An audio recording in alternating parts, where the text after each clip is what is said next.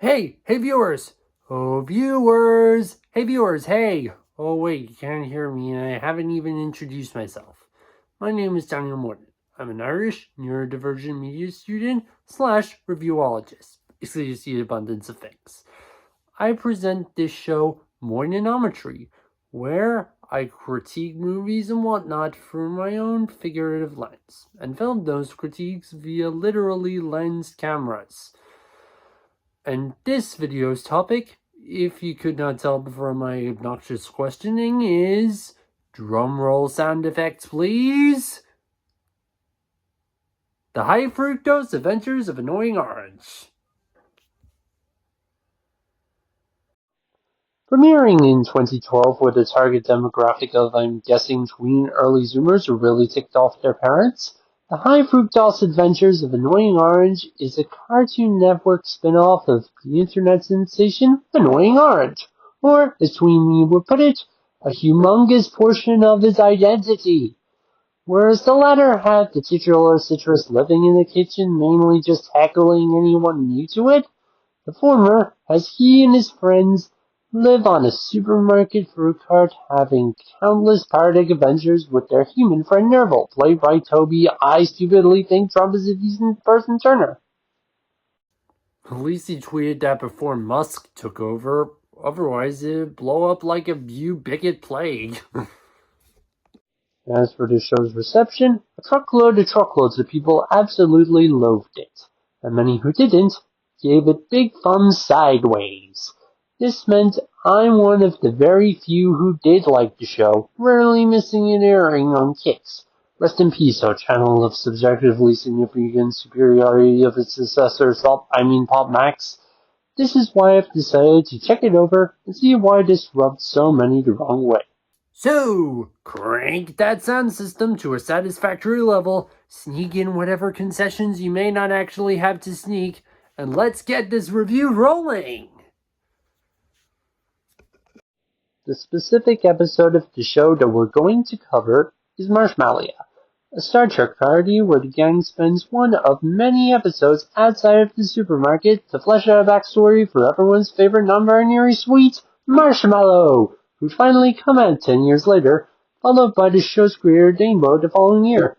But as much as I love and support Marshy in the entire show, there is one question I've asked even as a kid. Why does their adorably high voice keep changing?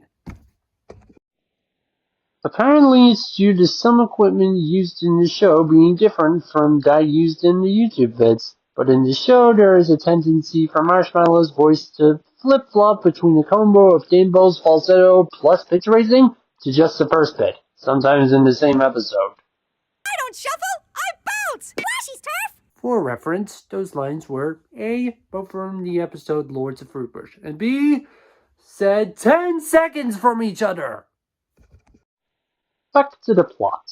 The fruits are inexplicably flying through space in the cart on a galactic mission led by Orange. Can't you tell by these goofy uniforms? Attacked by a broccoli alien commander with their leader only able to pee his suit and make mouth sounds. But I'm starting to realize why this was so heavily panned. The cart crashes onto a planet of sugary flora and technicolor fauna, which turns out to be Marshmallow's home planet of Marshmallow. They hear the growl of a rock candy monster, envious of how rock candy was replaced by marshmallows as a s'more ingredient. Dang it, not another flaw. Then they meet Marshy's dad, the oddly low-voiced king. Winky? Father! I never mentioned again first name for Marshy and are forgetting to move their mouth. But nostalgia's giving it all she's got, y'all! So, Marshy's dad honors their return with a 3-day celebration, to which some heat is brought, both figuratively and fire breath-wise, by the rock candy monster voiced by John DiMaggio.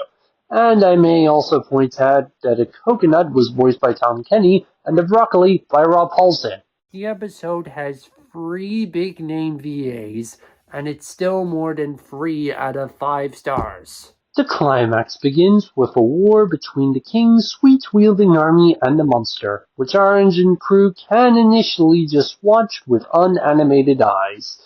The monster soon monologuing about his mediocre plan to replace marshmallows with rock candy and several desserts.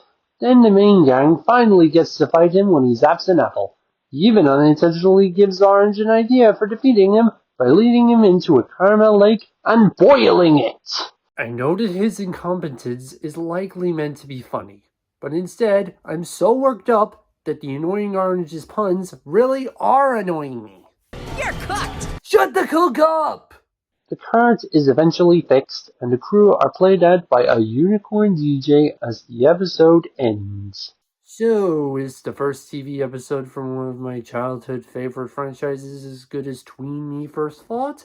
A perfect storm of so-so? Or a steaming hunk of compost?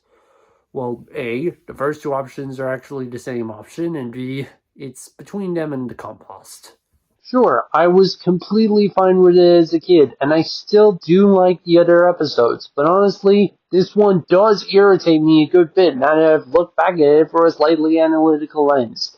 There are various animation mess-ups, in a style many find messed up inherently.